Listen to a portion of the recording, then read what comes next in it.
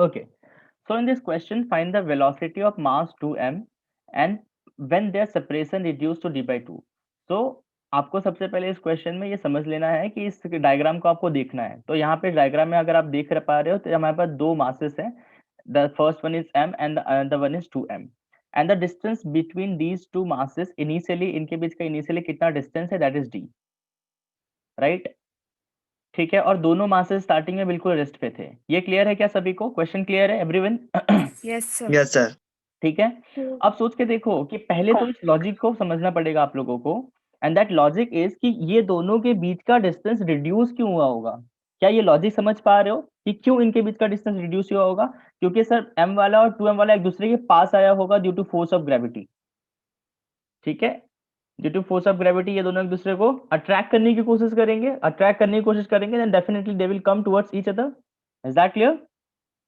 Yes sir. Yes. Clear है क्या आप लोगों को? चलो बहुत Yes. बढ़िया। तो लेट सपोज कि जो है अब जो है ये दोनों जो है d बाई 2 पोजिशन पे आ गए। ये आपका m हो गया, ये कैपिटल 2, ये 2m हो गया, और इनके बीच का डिस्टेंस अब कितना हो गया, d by 2। This is your m and this is your 2m। ठीक है। अब आपको आपने एक टर्म तो पढ़ा ही है, कंजर्वेशन ऑफ मोमेंटम, पढ़ा है क्या हमने?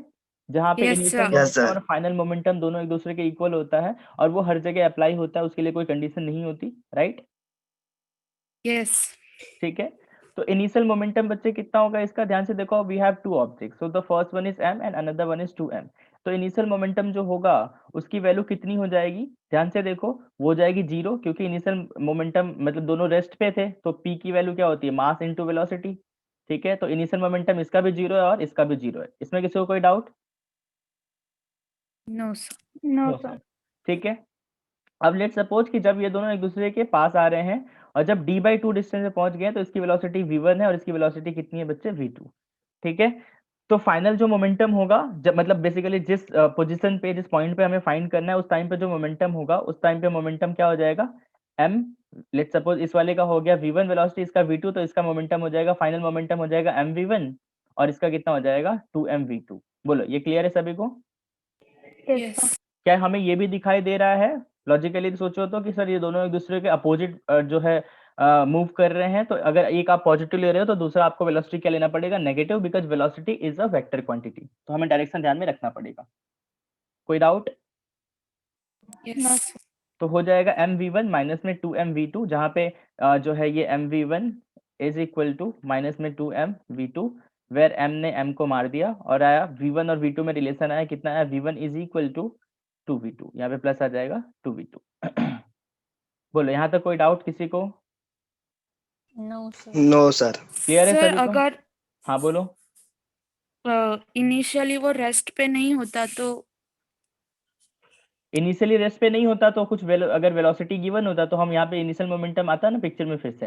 लेट्स सपोज इसकी वेलोसिटी v होती तो हम इनिशियल मोमेंटम लिखते mv is equal to mv1 plus minus में 2mv2। तो ऐसा कोई इक्वेशन बनता अगर इसकी वेलोसिटी v होती और इसकी भी कुछ होती तो इसका भी ऐड होता, और अगर अपोजिट होता तो डायरेक्शन भी ध्यान रखते हैं। ओके, तो मतलब अगर अपोजिट होता तो इनिशियल में भी माइनस होता। हाँ अपोजिट, अगर तुम ऐसा कोई भी क्वांटिटी है जो वेक्टर है, अगर उसके लिए तुम जो है कोई भी चीज अप्लाई कर रहे हो, whether you are finding force, field, या फिर जो है वेलोसिटी, एक्सेलरेशन, जो भी फाइंड कर रहे हो तो डायरेक्शन तो तुम्हें ध्यान रखना पड़ेगा। अगर डायरेक्शन अपोजिट है तो माइनस आएगा ही आएगा। Is that clear? यस। चलो सभी को क्लियर है क्या? Yes anyone? Sir. Yes sir. चलो बहुत बढ़िया। तो हमें ये तो पता चल गया कि सर एक जो रिलेशन मिला हमारे पास वो मिला v1 is equal to 2v2, equation number 1। ठीक है, देखो मैंने इसको यहाँ पे बिल्कुल यहाँ पे लिख दिया। ठीक है। अब हमें पता चल गया कि लेट सपोज कि ये दोनों जो है यहाँ पर आ गए। ठीक है, ये है m है और ये 2m है। ठीक है, और इनके बीच का डिस्टेंस कितना है, d बाई 2। डिस्टेंस कितना है, d बाई 2। ठीक है, ये 2m है। ठीक है, बट उसके पहले हम एक चीज और हमें देखना पड़ेगा, और वो क्या है, वो क्या है, सोचो ध्यान से कि सर जब इनिशियली अगर आप देखोगे तो जो है इन दोनों के बीच का, जब ये लोग बिल्कुल रेस्ट पे थे और उनके बीच का डिस्टेंस d था, तो इस केस में इनके पास एक एनर्जी थी। कौन सी एनर्जी थी, ग्रेविटेशनल पोटेंशियल एनर्जी, जिसकी वैल्यू मैंने कल आपको फाइंड करना सिखाया था, Gm1m2 अपॉन r माइनस में। तो ध्यान से देखो यहाँ पे मैं एनर्जी कंजर्वेशन अप्लाई कर रहा हूँ। एनर्जी कंजर्वेशन तो पता है सभी को? अरे बोलना पड़ेगा आप लोगों को, एनर्जी कंजर्वेशन पता है क्या? यस। एनर्जी कंजर्वेशन भी क्या होता है आपका, जो भी आपके पास टोटल एनर्जी 100 जूल थी, तो 100 के बाद वो हमेशा 100 ही रहेगा, वो कभी मतलब कम ज्यादा नहीं हो सकता। It can not be destroyed, it can not be created, ना तो कम होगा ना ज्यादा होगा। ठीक है, तो इनिशियल एनर्जी इसके पास कितना था बच्चे, इनिशियल एनर्जी था सिर्फ एक ही एनर्जी था, there is only one energy and that is gravitational potential energy. तो उसकी वैल्यू कितनी हो जाएगी, माइनस में G M into 2m upon में डी। क्या ये सभी को क्लियर है एवरीवन? ठीक है, तो ये हो गया इनिशियल एनर्जी, और जो इनिशियल एनर्जी होगा वो फाइनल एनर्जी के इक्वल होगा, राइट। तो फाइनल एनर्जी क्या हो जाएगा, जब ये d/2 इनके बीच का डिस्टेंस है, अब इनके इसकी वेलोसिटी है v1 और इसकी वेलोसिटी है v2। ठीक है, तो कितना हो जाएगा, पहले तो एक इसके पास पोटेंशियल एनर्जी होगा d/2 पे, कितना होगा, माइनस में G M into 2m upon d/2। अब एक और एनर्जी ऐड हो जाएगी, इसके पास भी काइनेटिक एनर्जी है और इसके पास भी काइनेटिक एनर्जी है, बिकॉज दोनों ही v1 और v2 वेलोसिटी से मूव कर रहे हैं टुवर्ड्स द ईच अदर। यहाँ तक कोई डाउट? तो ये हो जाएगा 1/2m v1 square plus 1/2m v2 square. बोलो क्लियर है क्या? Sir half m two v और हाफ नहीं समझा सर। ये यहाँ पे देखो, ये काइनेटिक एनर्जी है फर्स्ट वाले की। ठीक है, लेट सपोज कि अगर v1 की वैल्यू आप v रख रहे हो, कितना पुट कर रहे हो v, ठीक है, v1 की वैल्यू v पुट कर, तो v2 की वैल्यू कितनी हो जाएगी, क्या वो 2v हो जाएगा, क्योंकि वो तो हमने डिराइव कर लिया ऑलरेडी। Yes sir.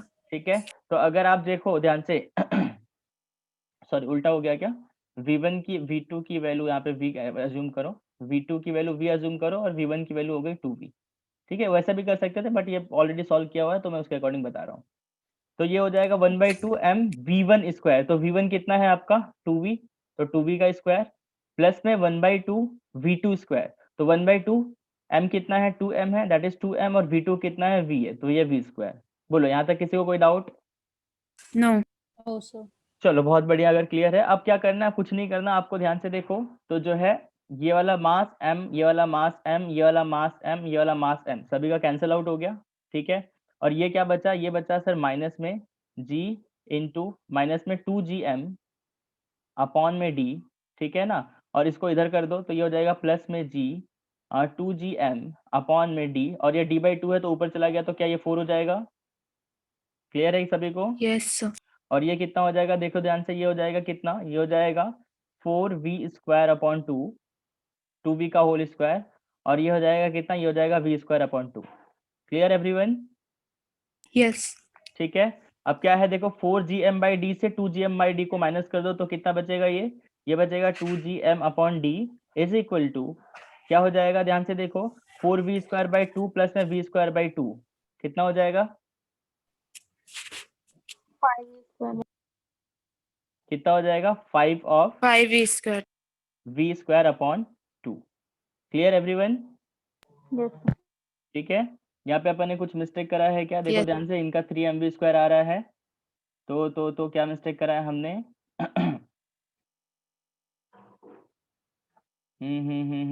हाँ यहाँ पे ये तो सही है हमारा, 2 टू 4 होगा, और ये 4/2, सर वो लास्ट वाला v स्क्वायर आएगा खाली। ये वाला यस सर। नहीं सही तो है ना?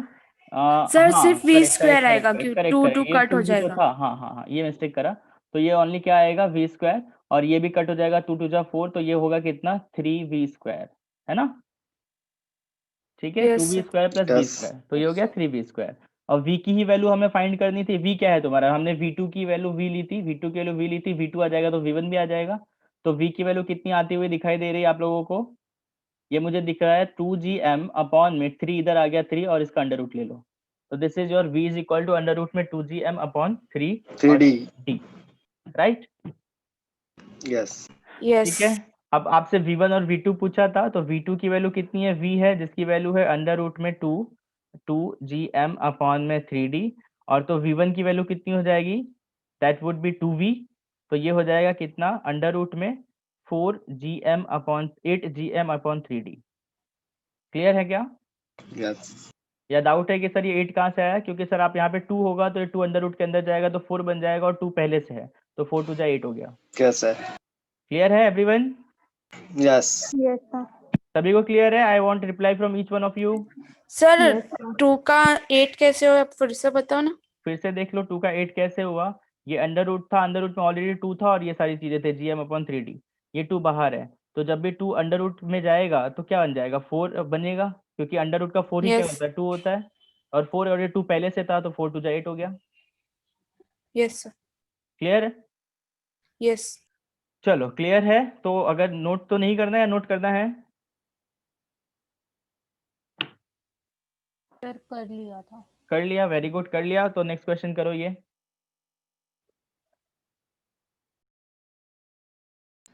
सर कैसे करेंगे? अच्छा, इतना देर वेट कराने के बाद कैसे करेंगे, वेरी गुड। चलो अब देखो ध्यान से, इस क्वेश्चन में क्या कह रहा है कि there are 3 identical masses are released from rest, what will be their velocities when the separation between any two masses becomes a/2।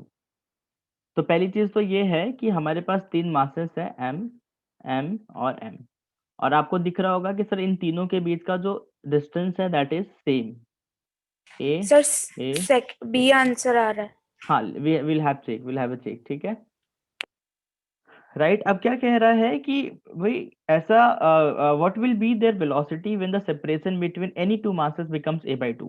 तो पहली बात तो ये समझने की कोशिश करनी पड़ेगी हमें कि सर ये वाला जो है, ये वाला, ये दोनों एक दूसरे को पकड़ के खींच रहे हैं, ये इसको खींच रहा है, ये इसको खींच रहा है, सर ये इसको खींच रहा है, ये इसको खींच रहा है, सर ये इसको खींच रहा है और ये इसको खींच रहा है। Is that clear? Yes sir. Yes. है ना? अब बहुत ध्यान से देखो, तो ये इक्विलेटरल ट्रायंगल है, तो पहले तो इस लॉजिक को समझो कि वो a/2 वो डिस्टेंस कब वो अटेन करेगा, है ना? तो बहुत ध्यान से देखो, तो इनके बीच का जो एंगल है, ये एंगल कितना होता है, 60 हाँ ये 60 है, ये 60 है, तो ये हो गया 30 और ये हो गया 30। 30, ठीक है। अब जब बच्चों ये इक्विलेटरल ट्रायंगल है, तो लेट्स सपोज कि ये m है, ये m है, ये m है, ठीक है। अगर ये a/2 है तो क्या मैं ये बोलूंगा कि सर ये भी a/2 होना चाहिए and this should be again also a/2? Yes sir. Yes, sir. क्या ये लॉजिक सभी को क्लियर है? और मुझे कोई बताएगा ऐसा क्यों? तीनों साइड एक ही होती है इसलिए। तीनों साइड एक ही होती है? नहीं, मैं ये पूछ रहा हूँ कि देखो वो इनको reduce हो गया a से a/2 क्यों हो रहा है, what is the reason behind becoming a to a/2? Attraction. Force of attraction. तो मुझे ये तो समझ में आता है कि सर इस m पे ये कितना फोर्स लगा रहा है, ये लगा रहा है gm²/a², यस और नो? Yes sir. ठीक है, Yes, इस sir. m पे इन दोनों के बीच जो फोर्स है वो है gm² gm² a²। ठीक है, और ये भी फोर्स है कितना, gm² राइट, ये दोनों एक दूसरे पे अप्लाई कर रहे हैं, ठीक है। अब किसी एक पे देख लेते हैं, लेट्स सपोज इस पे अगर मैं फोर्स की बात करूं, तो इस पर इस डायरेक्शन में कितना फोर्स लग रहा है, इस डायरेक्शन में कितना फोर्स लग रहा है, gm²/a², इस डायरेक्शन में कितना लग रहा है, gm²/a², है ना? यस। ठीक है। और ध्यान से देखो, ये जो आपका डिस्टेंस है दैट इज योर a, ठीक है, ये जो डिस्टेंस है दैट इज योर a, ठीक है, ये जो डिस्टेंस है दैट इज योर a। अब लॉजिकली सोचो कि क्या जब ये डिस्टेंस a/2 हो जाएगा तो क्या ये भी a/2 होना चाहिए? बोलो बोलो। Yes Yes. यस।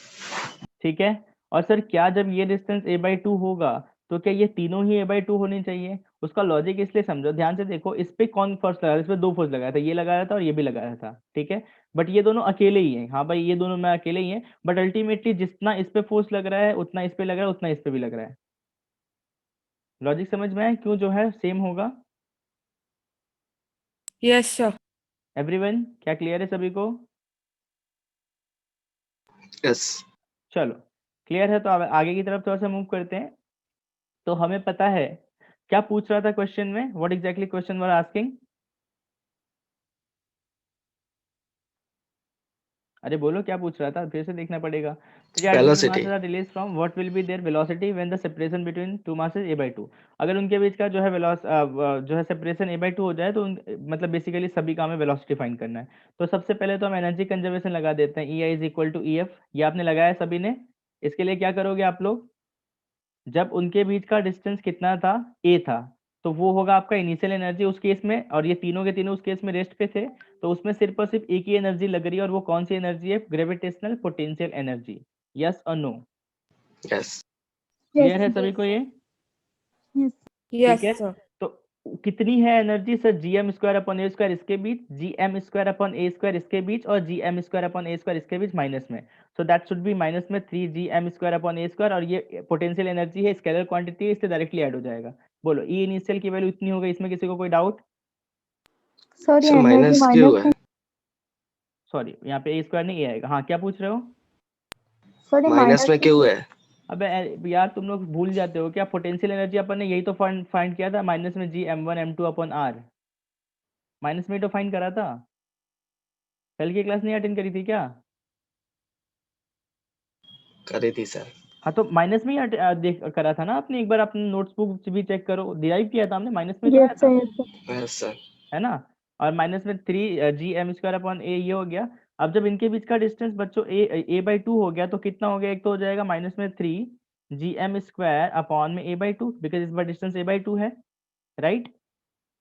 और अब ये तीनों Yes. मूव भी करेंगे, क्या ये तीनों सेम वेलोसिटी से मूव करेंगे? सोच के देखो, Yes. क्या ये तीनों सेम वेलोसिटी से मूव करेंगे? बिल्कुल, तभी सेम वेलोसिटी से मूव करेंगे, तभी तो ये a/2 हुआ, नहीं तो सबका डिस्टेंस अलग अलग Yes. होता और अजीब सा शेप हो जाता, और इक्विलेटरल ट्रायंगल है इसलिए सभी सेम वेलोसिटी से मूव करेंगे, राइट। तो क्या यस इसकी energy mv square, half mv square, इसकी एनर्जी हाफ mv स्क्वायर, इसकी एनर्जी हाफ mv स्क्वायर, तो क्या मैं टोटल को 3/2 mv स्क्वायर लिख दूं? 1/2 mv square into 3, that will be become 3/2 mv square. बोलो इसमें किसी को कोई डाउट? No sir. सबको क्लियर है? Yes sir. चलो Yes, बहुत sir. बढ़िया। अब क्या करना है, आप सिंपल सा, आपको हमें दिख ही रहा है कि माइनस में जो है 3gm स्क्वायर अपॉन ए है। अब इसको इस तरफ लेके आ जाओ तो ये हो गया कितना, माइनस में 3gm square upon A, and इसको अगर मैं इस तरफ लेके आ जाऊंगा तो ये हो जाएगा प्लस में 3, और ये 2 ऊपर चला जाएगा तो क्या ये 6 हो गया, 6gm स्क्वायर अपॉन ए। क्लियर है ना सभी को? Yes, sir. Is equal to 3/2 mv square, जहाँ पे सर m ने तीनों तरफ से m ने m को मार दिया, और ये बचा 6 minus 3, so that would become 3gm upon a is equal to कितना आ गया, 3v स्क्वायर अपॉन 2। तो 3 ने 3 को मार दिया तो ये आ गया मुझे पास v की वैल्यू, ये आ गई 2gm अपॉन a, और स्क्वायर था तो ये आ गया अंडर रूट। बोलो किसी को कोई doubt? No, sir. No sir, sir इसमें मोमेंटम यूज करके किया है तो भी यही आंसर आ रहा है। हाँ तो करेक्ट है, दोनों में से कोई भी कर सकते हो आप, ठीक है ना। Clear everyone? Yes sir. Yes sir yes sir. चलो एक बार जिसको नोट करना है नोट कर लो।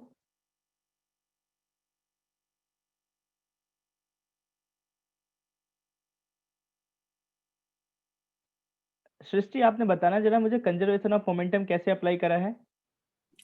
सर पहले रेस्ट पे दिया तो हाँ तो वो जीरो हो रेस्ट गया, हो पी जाएगा, इनिशियल। हाँ तो m1 v1 सब तीनों प्लस में हो गए, हाँ, पर m सर 3mv हो जाएगा वो, नहीं m1 v1 तो, चलो मेरी बात मतलब क्योंकि तीनों इक्वल है, वेलोसिटीज भी इक्वल है, हाँ मास भी तो इक्वल ये है, हो तो गया 3mv। 3mv, totally agree. फिर हाँ, फिर वही फॉर्मूला जो आपने दोनों की एनर्जीज को इक्वल किया, कौन सी दोनों को एनर्जीज को इक्वल किया? यही। ये वाला? हाँ अच्छा तो मेरे कहने का मतलब ये है कि आप इससे सॉल्व करोगे तो ही आंसर आएगा ना, क्योंकि इसका तो कोई मतलब ही नहीं हुआ, इसके अकॉर्डिंग करोगे तो v की वैल्यू 0 आ गई, विच इज एब्सोल्युटली रॉन्ग। समझ लो, इसीलिए यहाँ पे हमने कंजर्वेशन ऑफ मोमेंटम नहीं अप्लाई करा। Okay clear? क्लियर है क्या एवरीवन? देखो मैं फिर से बता रहा हूँ, Yes, sir. Conservation of momentum यहाँ पे क्यों नहीं अप्लाई किया, ये जो सृष्टि ने किया है, सृष्टि थोड़ा सा रॉन्ग है तुम्हारा। यहाँ पे कंजर्वेशन ऑफ मोमेंटम आप अप्लाई करते ना तो उसके लिए आपको थोड़ा सा एफर्ट करना पड़ता है। क्यों एफर्ट करना पड़ता? क्योंकि सर इसकी वेलोसिटी इधर है, इसकी वेलोसिटी इधर है, और इसकी वेलोसिटी इधर है, तो they are travelling like this, ठीक है। तो आप इस केस में प्लस माइनस तो कर ही नहीं सकते ना, बिकॉज ये वेक्टर सम लेना पड़ेगा आपको, ये इधर जा रहा है, ये इधर जा रहा है, ये इधर जा रहा है, तो प्लस माइनस होना पॉसिबल ही नहीं है, इसलिए कंजर्वेशन ऑफ मोमेंटम मत लगाओ।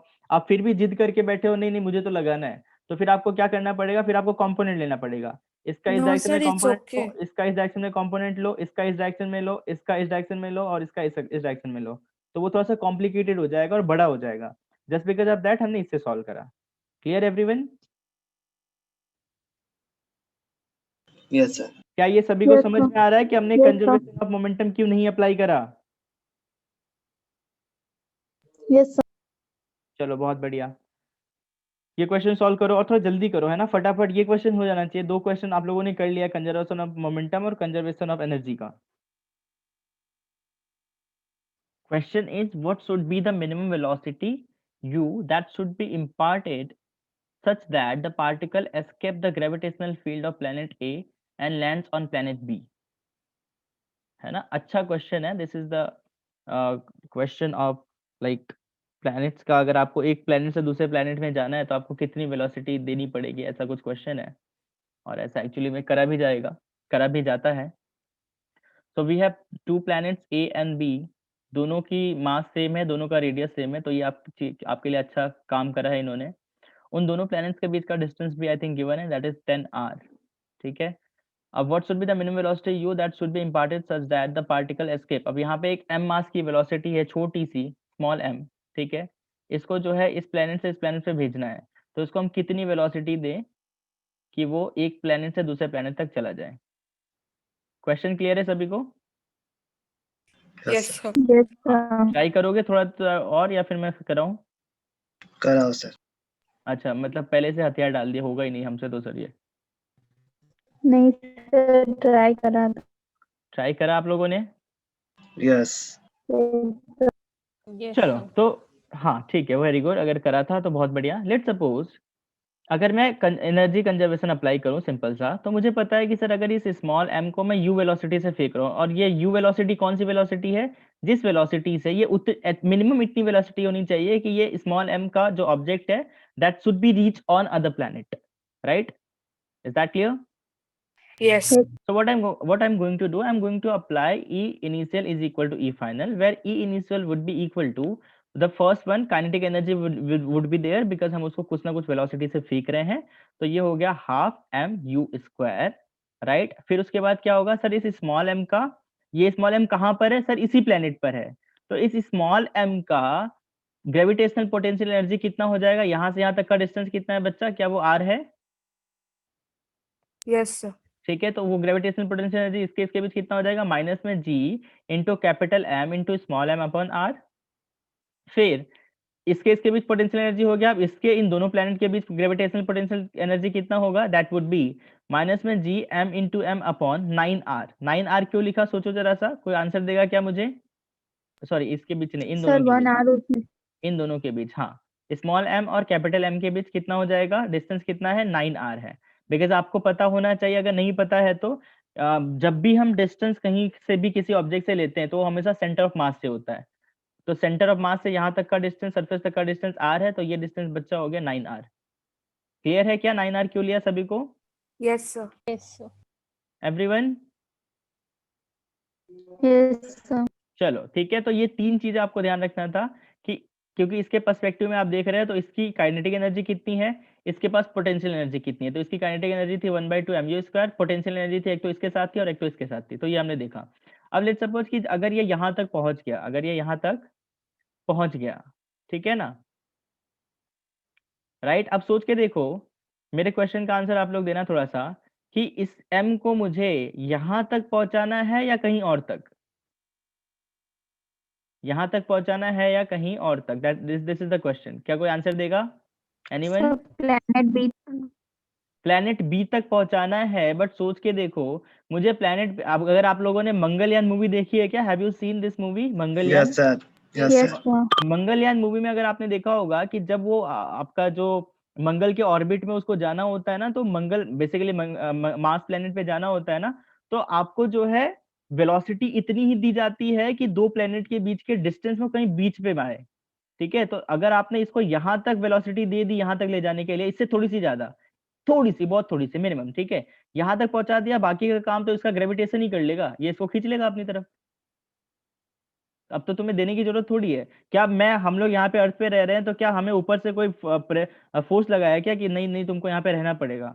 ग्रेविटेशन फील्ड इतनी ज्यादा है कि वो हमें अपनी तरफ खींच ही रहा है, तो तुम्हें सिर्फ और सिर्फ यहाँ तक फेंकने के लिए ही उसकी वेलोसिटी देनी पड़ेगी, इससे ज्यादा नहीं देनी है। उसके बाद तो जैसे ये यहाँ पर आए फिर ये इसको खींच लेगा। Is that clear? Yes, sir. Yes, sir. Clear है सभी को ये पॉइंट? तो Yes, उसको आपके 5R तक ही फेंकनी पड़ेगी। हालांकि लॉजिकली 5R से थोड़ा सा ज्यादा, बट वो थोड़ा सा हम यहाँ पे कैलकुलेशन में नहीं दिखाएंगे। हमें मिनिमम कितना देना है, मिनिमम देना है माइनस में GM into M upon 5R। तो यहाँ पे 2 का मल्टीप्लाई क्यों किया, क्योंकि अगर यहाँ पे आपका बीच में पहुंच गया M, तो इसकी भी पोटेंशियल एनर्जी होगी और इसकी भी होगी अगर वो बीच में है तो इसलिए, और दोनों का मास और रेडियस सेम है तो इसलिए इंटू 2 करा। Clear everyone? Yes, sir. सभी को Yes, sir. क्लियर है क्या क्वेश्चन? सर ये इंटू 2 क्यों हुआ, एक बार वापस बताओ। जब ये यहाँ पे बच्चा सेंटर पे पहुंचा यहाँ पे, तो इसके पास हमने इसको सेंटर तक ही पहुंचाना है, तो उसके बाद हमें इसको वेलोसिटी नहीं देना। तो इसके पास यहाँ तक हम सोचेंगे कि हमें इसको इससे ज्यादा वेलोसिटी नहीं देते, यहाँ तक हमें इसको जीरो करना है क्योंकि हमें मिनिमम वेलोसिटी फाइंड करना है। तो यहाँ तक पहुंचने के बाद ये जीरो हो जाए, मतलब हमारा वेलोसिटी, हमने जो एनर्जी दी है वो उससे ट्रैवल ना करे, इसकी वजह से ट्रैवल करे, दैट्स अ डिफरेंट थिंग। तो वेलोसिटी यहाँ पे जीरो हो गई, तो इसकी काइनेटिक एनर्जी हो गई जीरो। ये तो क्लियर है सभी को? Yes sir. और आपका दूसरा क्या बचा, पोटेंशियल एनर्जी। तो पोटेंशियल एनर्जी कितना होगा, पोटेंशियल एनर्जी जब ये बिल्कुल बीचों बीच है, इन बिटवीन है, तो इसकी वजह से कितना होगा और इसकी वजह से कितना होगा, इसकी वजह से होगा माइनस में GM इंटू एम अपॉन में, इनके बीच का डिस्टेंस कितना है 5R है, और इसकी वजह से भी कितना है माइनस में GM into M upon 5R है, तो 2 है, इसलिए डबल का मल्टीप्लाई कर दिया। Is that clear? Yes sir. चलो फिर उसके बाद अब बचा क्या है, आपका कैलकुलेशन ही करना है, U की वैल्यू फाइंड करनी है सर। M ने सभी सारे के सारे M को मैंने उड़ा दिया, तो ये बचा इस साइड में, लेफ्ट हैंड साइड में बचा U²/2, राइट हैंड में साइड में बचा हमारे पास जो है ये जितने भी आपके पोटेंशियल एनर्जी वाले थे मैंने सबको इस तरफ भेज दिया राइट हैंड साइड में। तो ये सारे हो गए प्लस, तो ये हो गया GM/R, कॉमन आ गया है ना, क्लियर है सभी को? और यहाँ क्या बचा 1 + 1 माइनस में कितना बचेगा, सोचो जरा सा, माइनस में कितना बचेगा 2/5। क्लियर है क्या सभी को? यहाँ पे 9 भी बचेगा, 1/9 है ना, ये इसका 1/9, इसका 1 और इसका 2/5। पता चल रहा है सभी को? Yes. ठीक है। अब बाकी जब इन सबको ऐड करा, मतलब बेसिकली एलसीएम लिया, तो एलसीएम मेरा कितना है 64/45, और हमारा आंसर आया 8/3 अंडर रूट में GM/5R, अंडर रूट में GM/5R is equal to U। बोलो किसी को कोई doubt? This is the minimum velocity कि अगर इसको एक प्लैनेट से दूसरे प्लैनेट पे भेजना होता है तो। मिशन मंगल में भी बेसिकली हमें मंगल के ऑर्बिटल में भेजना था, तो फिर हमें बेसिकली वहाँ पे थोड़ा कैलकुलेशन ज़्यादा था, बिकॉज वहाँ पे मार्स भी था, सन भी था, अर्थ भी था, अदर प्लैनेट्स भी थे, तो हमें उसको इतनी वेलोसिटी नहीं दी थी कि जो है वो पहुंच जाए। हम दूसरे बड़े प्लैनेट्स के ग्रेविटेशन फील्ड का यूज कर रहे थे, ठीक है। जैसे अगर यहाँ पे एक और प्लैनेट होता, यहाँ पे एक और प्लैनेट होता, तो हमें इसको यहाँ तक भी नहीं भेजना होता, हमें शायद इसको यहीं तक भेजना होता कि भाई यहाँ तक भेजा तो ये दोनों एक दूसरे को इसको इसकी तरफ खींच लेंगे। पता चला क्या? Sir, हाँ बोलो।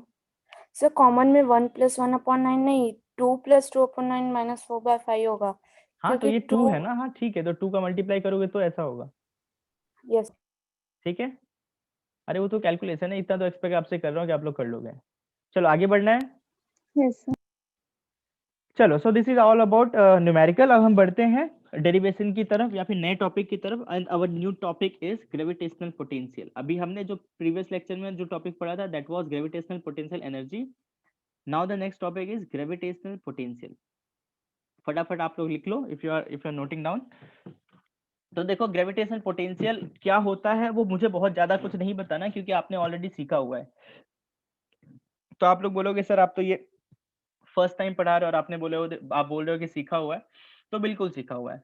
जो ग्रेविटेशनल पोटेंशियल एनर्जी अगर आपको आता है तो आपको ग्रेविटेशनल पोटेंशियल भी आता है। कैसे? Let's try to understand. तो अगर आप लोग को मैं थोड़ा सा याद दिलाऊं कि ग्रेविटेशनल पोटेंशियल एनर्जी मैंने आप लोगों को क्या सिखाया था, कि अगर कोई भी m मास का ऑब्जेक्ट इनफाइनाइट पे रखा हुआ है और कैपिटल M मास का ऑब्जेक्ट जो है यहाँ पर है, let's suppose this is the capital M mass object, ठीक है। अगर जो है इस m मास के ऑब्जेक्ट को इनफाइनाइट से, ये m मास का ऑब्जेक्ट है, इनफाइनाइट से इसके ग्रेविटेशन फील्ड में लाना है तो हमें एक वर्क डन करना पड़ता है, and that work done is known as gravitational potential energy. क्या याद है हमें? क्या याद है हमें ये? Yes, yes sir. Sir. Right, ठीक है।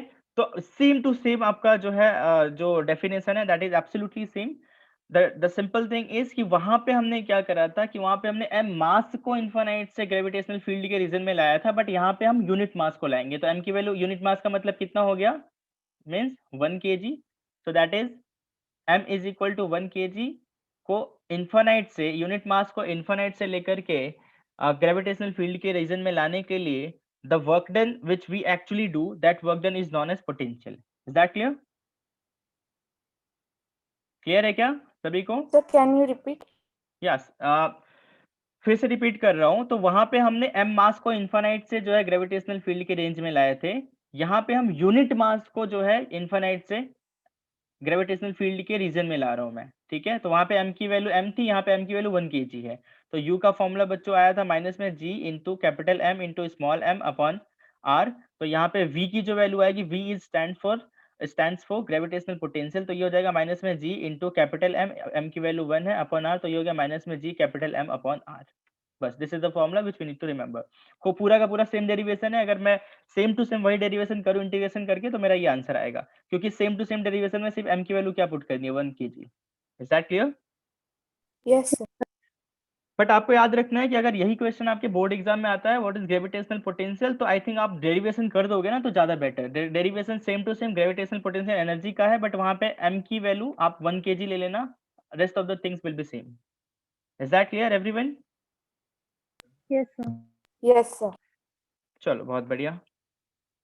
So here it is defined as the amount of work done by external agent in bringing the body of unit mass slowly from infinite to that point. Which point? Gravitational field के region में, right? Clear है क्या सभी को? Yes, sir. बच्चा अगर मैं आपसे बोलूं कि can you find the relation between gravitational potential energy and gravitation potential, तो आप लोग बोलोगे बिल्कुल कर सकते हैं, क्योंकि सर यू का फॉर्मूला होता है माइनस में G into capital M into small m upon r, and V का फॉर्मूला होता है माइनस में G into capital M upon r. तो आप बोलोगे सर जो यू की वैल्यू होगी that would be equal to m into V. Yes और नो? Yes, sir. सही है क्या? सभी को क्लियर है? I'm repeating again. Is this clear to everyone? So Yes, sir. V is that gravitational potential. हाँ, V is basically gravitational potential in this case. Okay, sir. ठीक है। अब यूनिट वगैरह निकालना है तो आई एम एक्सपेक्टिंग कि आपको G का यूनिट पता है, M का पता है, M का पता है, R का पता है, तो आप निकाल लोगे, मैं वो नहीं कराने जा रहा, ठीक है। Yes. चलो तो अगेन जो है, अगर मैं अर्थ के पर्सपेक्टिव में बात करूं कि भाई एम नॉट मास का कोई ऑब्जेक्ट है जो आपका कहाँ पे रखा हुआ है, इन्फानाइट पे, ठीक है ना। और अगर इसको इन्फानाइट से आप इसको ग्रेविटेशनल फील्ड के रीजन में लेके आ रहे हो, तो जो आप एक्सटर्नल वर्क कर रहे हो that work done is known as potential energy. और अगर वो एम नॉट की जगह 1 kg है, अगर यहाँ पे पॉइंट है कि यहाँ पे अगर कोई पॉइंट से यहाँ पे आप फाइंड कर रहे हो, यहाँ पे लेके आ रहे हो, तो दैट विल बी माइनस में जी एम अपॉन आर, ठीक है। Yes, sir. चलो बहुत बढ़िया। Now moving to the next slide. चलो ये अच्छा, ग्रेविटेशनल पोटेंशियल मैंने आप लोग को, अगर if you remember then I have told you this thing yesterday class. क्या बताया था आपको कि हमने अभी तक 4 क्वांटिटी पढ़ी है। पहला पढ़ा है ग्रेविटेशनल फोर्स, दूसरा पढ़ा है हमने क्या, ग्रेविटेशनल फील्ड, थर्ड पढ़ा है हमने ग्रेविटेशनल पोटेंशियल एनर्जी, और जो फोर्थ पढ़ा है हमने वो क्या पढ़ा है, ग्रेविटेशनल पोटेंशियल। याद आ रहा है क्या सभी को? ये 4 चीजें हमने पढ़ी हुई है, Yes, sir. ठीक है। Yes, sir. इन चारों ही चीजों में बच्चों, इन चारों ही चीजों में आपको क्या याद रखना है, आपको याद रखना है कि whenever you are going to find the value of gravitational force और ग्रेविटेशनल फील्ड, तो आपको वेक्टर की तरह उसको अज्यूम करना है, क्योंकि दोनों वेक्टर है, तो जो भी सम होगा तो वो वेक्टर सम होगा। But if you are going to find the value of gravitational potential और ग्रेविटेशनल पोटेंशियल एनर्जी, तो आप उसको डायरेक्टली नंबर की तरह ऐड कर दो। जिस तरीके से दो नंबर ऐड होते हैं, दो या जितने भी नंबर आपको ऐड करना है, उसी तरीके से पोटेंशियल और ग्रेविटेशनल पोटेंशियल एनर्जी अगर पूछ रहा है then you can add directly, ठीक है। तो ये एक बहुत बड़ा कंसेप्शन होता है बच्चों को, मिसकंसेप्शन होता है, जो आज आप क्लियर कर लो ताकि आपको दिक्कत ना हो। पता चला मैंने पोटेंशियल पूछा और आप वहां पे वेक्टर लगा रहे हो कि सर इधर जा रहा है उधर जा रहा है, नहीं, आपको डायरेक्टली ऐड करना है। Is that clear? Yes, sir. Yes, sir. चलो नेक्स्ट टॉपिक बच्चों जो हमें पढ़ना है दैट इज वेरी इंपॉर्टेंट, ठीक है। ये आपके जो है कंपटीशन एग्जाम का टॉपिक है, एंड दैट टॉपिक इज कि ग्रेविटेशनल फील्ड हमें फाइंड करना है स्फीयर के लिए, ठीक है। तो अभी जो नेक्स्ट में हाफ एन आवर अराउंड जो क्लास होगी हमारी, इसमें आपको बहुत ध्यान से देखना है, बहुत ध्यान से समझना है कि हमें ग्रेविटेशनल फील्ड और ग्रेविटेशनल पोटेंशियल हम लोग फाइंड करेंगे स्फीयर के लिए, ठीक है।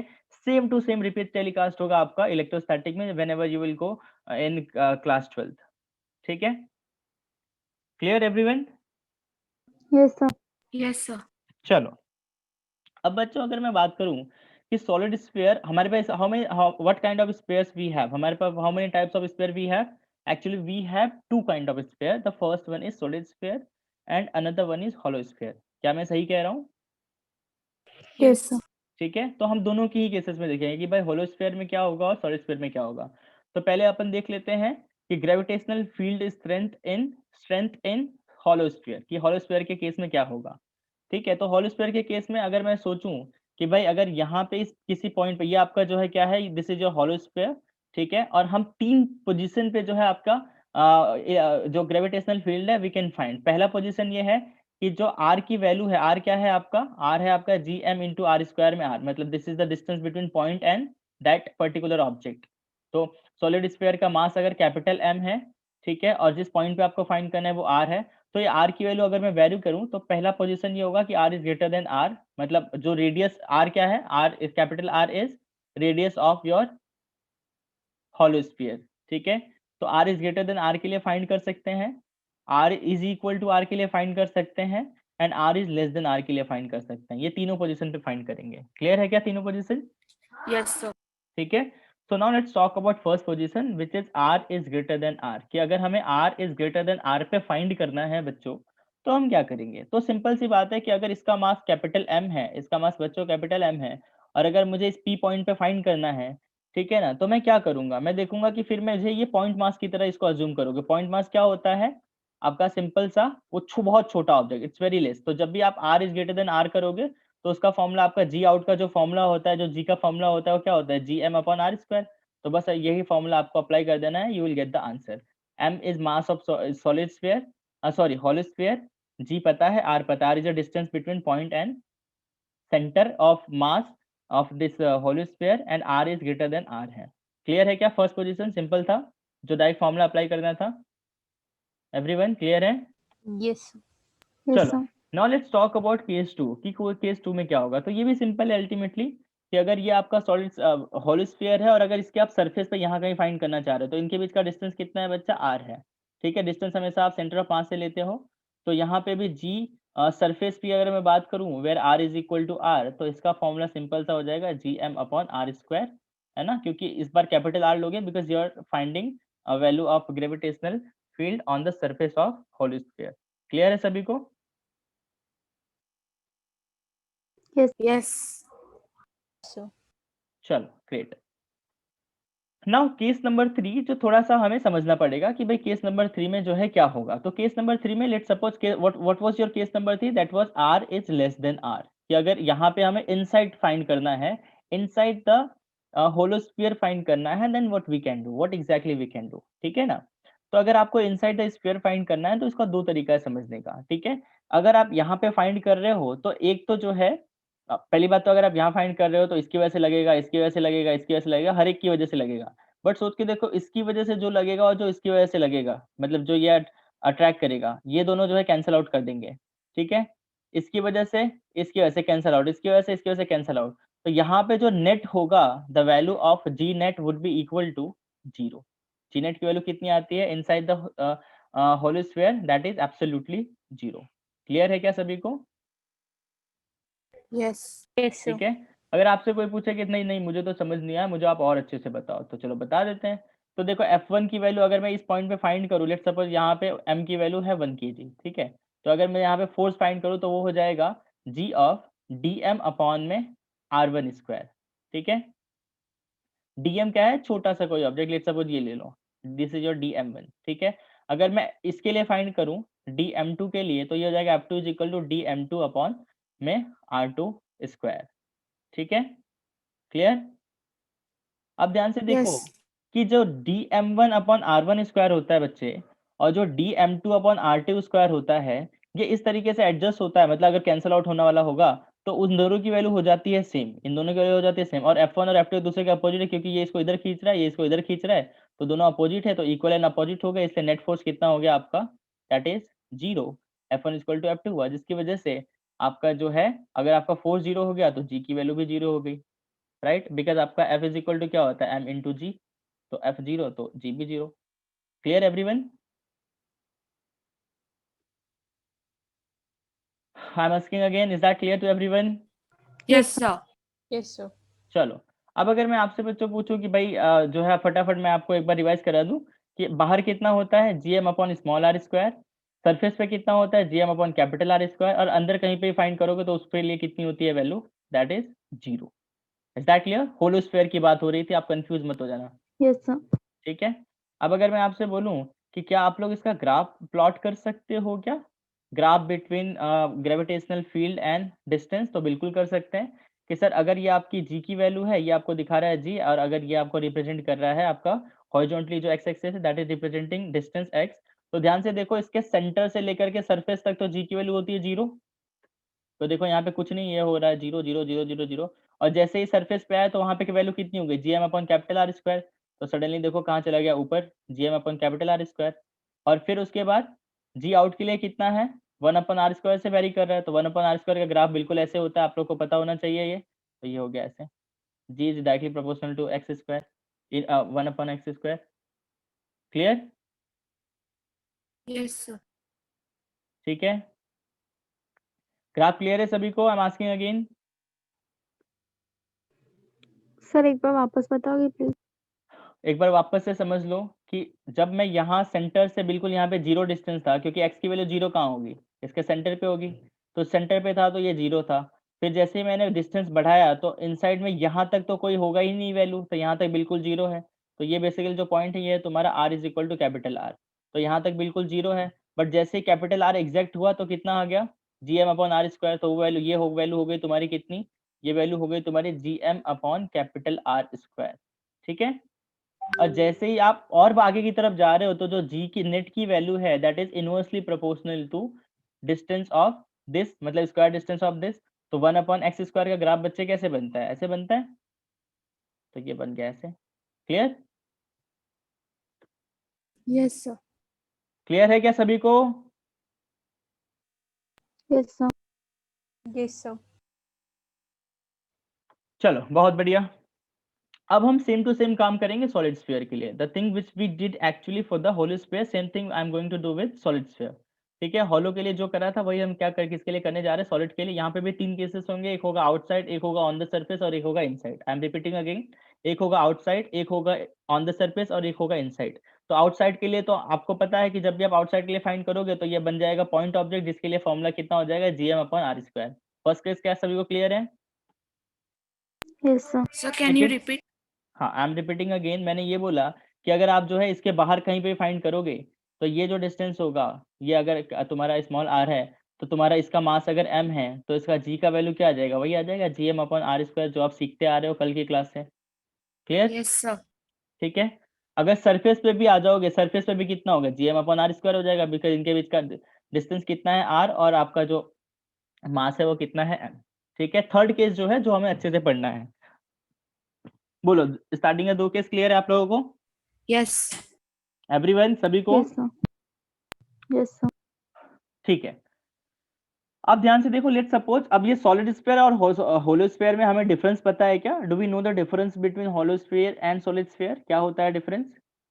एक बिल्कुल एम्प्टी होता है अंदर से और एक बिल्कुल जो है फुल होता है। तो आप एक टेनिस बॉल ले लो और एक आपका जो है सीजन का बॉल ले लो। क्रिकेट बॉल की अगर मैं बात करूं तो एक टेनिस बॉल ले लो and you can take season ball. तो जो टेनिस बॉल होगा वो अंदर से खोखला होता है, एम्प्टी होता है, और जो आपका सीजन का बॉल होता है वो अंदर से पूरा उसमें मटेरियल्स भरे होते हैं। डिफरेंस क्लियर है क्या सॉलिड स्फीयर और होलो स्फीयर में? Yes Yes. सर।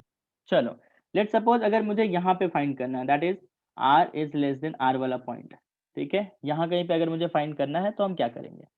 तो अगर बच्चे मुझे यहाँ पे फाइंड करना है तो आप क्या करोगे, सोच के देखो कि अगर आप यहाँ पर फाइंड करो, इस यहाँ पे फाइंड करोगे तो पक्की बात है उस केस में जब हमने हॉलो के लिए करा था तो यहाँ पे तो बिल्कुल ये खोखला था, तो सिर्फ और सिर्फ इसकी वजह से और इसकी वजह से लग रहा था, है ना?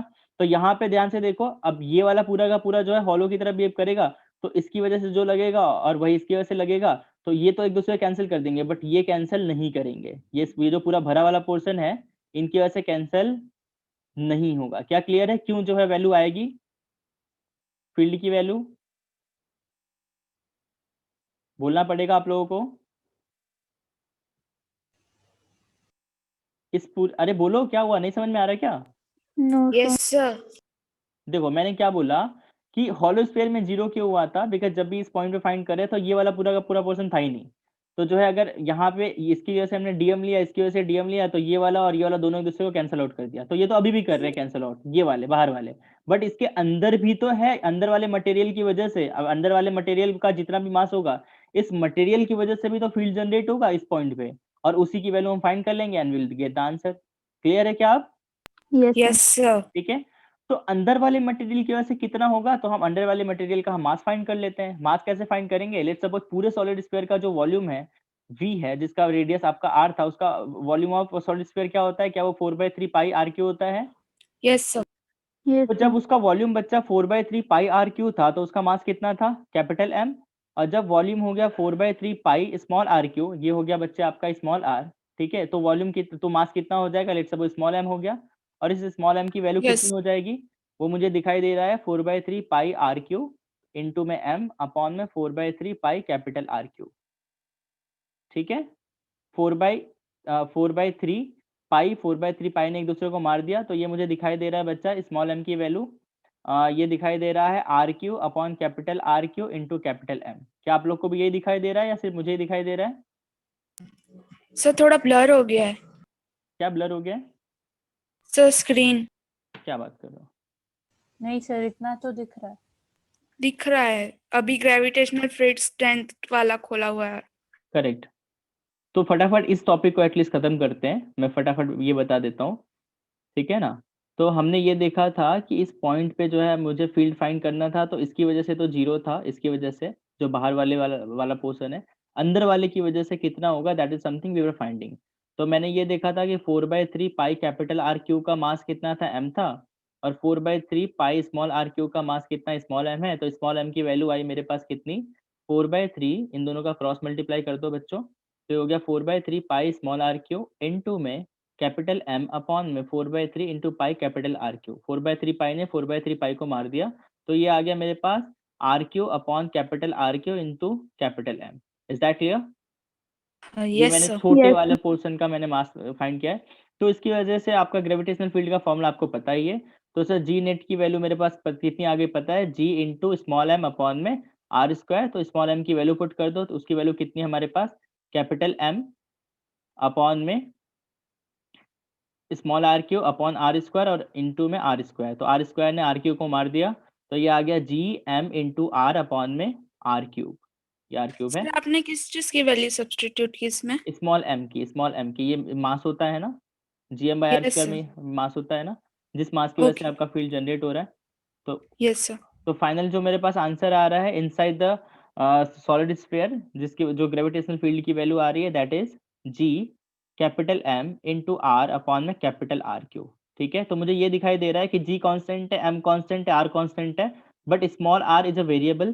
तो इसका मतलब G is directly proportional to R in case of inside the solid sphere. Is that clear? Yes, sir. चलो Yes, sir. ठीक है, अब थोड़ा सा जो है इसका भी ग्राफ प्लॉट कर लेते हैं फटाफट। ठीक है, इसका ग्राफ प्लॉट करना है तो मैं फटाफट आपको रिवाइज करा दूं। बाहर कितना आया था? जीएम बाई आर स्क्वायर आया था, GM by small are square आया था। सरफेस पे कितना आया था? GM by capital R square आया था। अंदर कितना आया है? G M into small R upon capital R cube. ठीक है, तो ध्यान से देखो, G directly proportional to are है, जैसे जैसे ये आगे की तरफ जाएगा वैसे वैसे बढ़ेगा। कहाँ तक बढ़ेगा? सरफेस तक बढ़ेगा, तो बिल्कुल यहाँ तक बढ़ेगा। ये देखो R is equal to capital R हो गया। Clear everyone? Yes, sir. यहाँ पे वैल्यू कितनी है? GM by R No, square. sir. Can you repeat? हाँ, I am repeating again. Centre पे बिल्कुल अगर मैं बात करूँ, बिल्कुल सेंटर पे, तो आर इज इक्वल टू 0 पे जी की वैल्यू 0 है। तो देखो सेंटर पे बिल्कुल 0 है। जैसे ही मैं इससे आगे की तरफ जाऊंगा तो ये इसके अकॉर्डिंग वेरी कर रहा है, G capital M upon r cube into small r. ठीक है, तो G is directly proportional to are है। डायरेक्टली प्रोपोर्शनल टू आर में स्ट्रेट लाइन बनता है ग्राफ, पता है ना आप लोगों को, है ना? Yes, sir. तो ये यहाँ कहाँ तक स्ट्रेट लाइन जाएगा? बिल्कुल यहाँ तक, सरफेस तक। सरफेस पे जैसे ही आया फिर अगेन वो आर स्क्वायर के इनवर्सली प्रोपोर्शनल हो गया, तो ये inversely proportional. So this would be the graph of solid sphere. Clear everyone? Yes, sir. Yes, sir. चलो, अभी भी स्क्रीन ब्लरी है? Yes, sir. Blurry है. अच्छा। मतलब कैसा ब्लर है? मतलब आपको दिखाई नहीं दे रहा है या फिर कैसे, what kind of blur it is? मतलब इंटरनेट का एक ब्लर होता है जो हमें नहीं दिखाई देता जब वीडियो प्ले होता है, तो ऐसा कुछ है?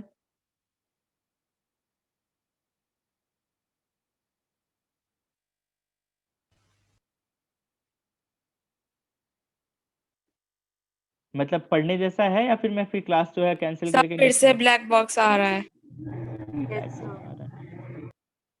चलो ठीक है, फिर यहीं तक अपने रखते हैं। नेक्स्ट क्लास में जो है हम ये आपका सॉलिड स्फीयर और हॉलो स्फीयर का gravitational potential we will find out. ठीक है? Okay sir. ठीक है, आप लोग को पीडीएफ शेयर हो चुका है, आई थिंक सभी को मिल गया क्या PDF? Yes sir. Yes sir. है ना, पीडीएफ मिल गया तो आप लोग जितना भी लेक्चर 3 लेक्चर हुआ है उसका रिवाइज कर लो। And if you have any kind of material जो भी है आपके पास, कहीं से भी ग्रेविटेशनल के क्वेश्चन सॉल्व करना स्टार्ट करो, ग्रेविटेशनल पोटेंशियल तक आपसे क्वेश्चन बन जाएंगे। नहीं होता है then you can ask me the doubt कि सर ये क्वेश्चन आपने करा दिया है बट आई मीन टॉपिक करा दिया है बट क्वेश्चन नहीं हो रहा। Okay sir. ठीक है एवरीवन? Yes, sir. चलो चलो ठीक है, thank you so much, bye.